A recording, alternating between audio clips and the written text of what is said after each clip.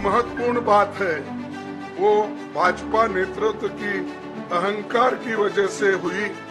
उन्होंने धीरे धीरे सारे संवैधानिक संस्थाओं के ऊपर गैर कानूनी तरीके से कब्जा करने की कोशिश की। फिर इनका उपयोग विरोधी दल के खिलाफ करने लगे। जो दब गया उसे दबा के अपने तरफ लिया, जो नहीं दबे उसकी पार्टी को तोड़ दिया, नहीं तो फिर जेल में डाल दिया। मैं तो पहले कहूंगा ये जो रिजल्ट है जनता की रिजल्ट है और ये जनता की जीत है और लोकतंत्र की जीत है। हम पहले से यही कह रहे थे कि ये लड़ाई हमारी मोदी वर्सेस जनता है, लोग हैं। तो 18वीं लोकसभा के चुनाव में हम विनम्रता से जनमत को स्वीकार करते हैं। इस बार जनता ने किसी एक दल को पूर्ण बहुमत नहीं दिया, खासकर सत्ताधारी दल भाजपा ने एक व्यक्ति एक चेहरे के नाम पर वोट मांगा। अब ये स्पष्ट हो गया है कि ये मैंडेट मोदी जी के खिलाफ गया है।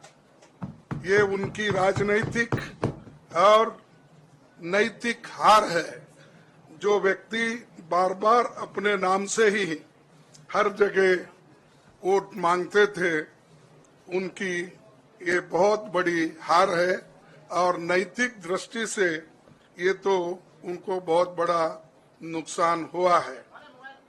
आप जानते हैं कि कांग्रेस पार्टी और हमारे इंडिया गठबंधन से बहुत प्रतिकूल माहौल में चुनाव लड़ा। सरकारी मशीनरी ने कदम कदम पर अवरोध डाला।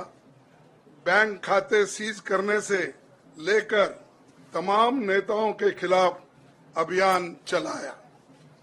फिर भी शुरू से आखिर तक कांग्रेस पार्टी का कैंपेन सकारात्मक था, पॉजिटिव था।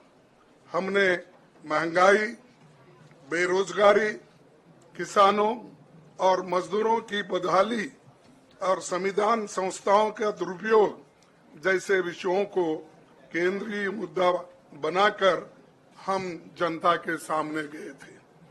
इन मुद्दों पर बड़ी संख्या में लोग हमसे जुड़े, हमारा समर्थन किया। प्रधानमंत्री ने जिस तरह का कैंपेन किया वो इतिहास में लंबे समय तक याद रखा जाएगा। कांग्रेस के घोषणा पत्र के बारे में मोदी जी ने जो झूठ फैलाया, जनता ने उसे समझ लिया। मैं इस मौके पर कहना चाहूंगा कि श्री राहुल गांधी जी की दोनों यात्राएं, भारत जोड़ो यात्रा और भारत जोड़ो न्याय यात्रा के दौरान लाखों करोड़ों लोगों को मिलना, लोगों की समस्याओं को सुनना और आगे चलकर उन समस्याओं का हल ढूंढना हमारे कैंपेन का आधार बना। हमने इसी को 5 न्याय और 25 गारंटी का नाम दिया और इसी के आधार पर हमने गारंटी कार्ड बनाया। हमारे कार्यकर्ता उसे लेकर घर घर पहुंचे और लोगों को संपर्क करे। इसके अलावा जो एक महत्वपूर्ण बात है वो भाजपा नेतृत्व की अहंकार की वजह से हुई। उन्होंने धीरे धीरे सारे संवैधानिक संस्थाओं के ऊपर गैर कानूनी तरीके से कब्जा करने की कोशिश की। फिर इनका उपयोग विरोधी दल के खिलाफ करने लगे। जो दब गया उसे दबा के अपने तरफ लिया, जो नहीं दबे उसकी पार्टी को तोड़ दिया, नहीं तो फिर जेल में डाल दिया। लोगों को ये विश्वास हो गया था कि मोदी जी को एक मौका और मिला तो अगला हमला संविधान पर सीधा होगा और लोकतंत्र पर होगा। इसीलिए लोगों को इसके प्रमाण नए संसद सत्र के साथ ही दिखेंगे। खुशी इस बात की है कि भाजपा इस षड्यंत्र में अब सफल नहीं हो पाएगी। मैं इस अवसर पर सीपीपी चेयरपर्सन श्रीमती सोनिया गांधी जी, हमारे लोकप्रिय नेता राहुल गांधी जी, प्रियंका गांधी जी का विशेष मैं धन्यवाद करना चाहता हूं। और इन्होंने दिन रात बराबरी से पूरे देश में कैंपेन किया और हमें एक मजबूत स्थिति में पहुंचाने के लिए भारी मदद इन्होंने की। और मैं ये कहूंगा कि इनके वजह से हमको बहुत बड़ा प्रोत्साहन देश में मिला और आज ये स्थिति जो बनी है उनके वजह से बनी। और हमारे करोड़ों कार्यकर्ता जो है देश में, उन्होंने भी हमारा साथ दिया। इसीलिए मैं बहुत बहुत उनको धन्यवाद देता हूं। आखिर मैं इंडिया गठबंधन के अपने सभी साथियों और शुभचिंतकों का धन्यवाद करता हूं। सभी एक साथ मिलकर एक स्वर में रहे, सभी ने मिलकर प्रचार किया और एक दूसरे की मदद की।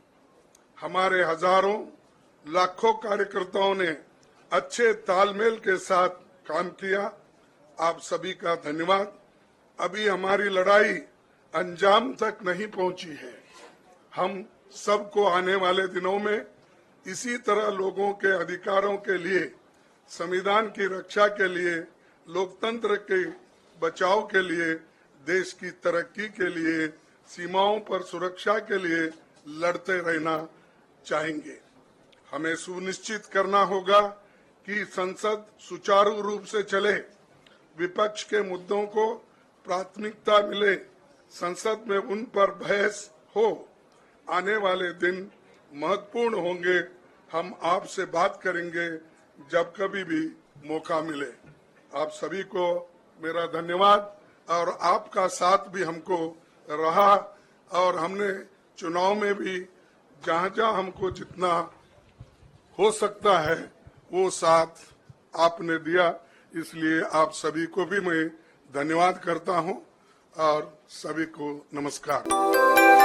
यूपी की हर खबर देखने और उनसे अपडेट रहने के लिए हमारे चैनल श्रेष्ठ यूपी को सब्सक्राइब और लाइक करें। साथ ही बेल आइकन को दबाना ना भूलें, जिससे हमारे हर वीडियो की जानकारी आप तक पहुंचती रहे।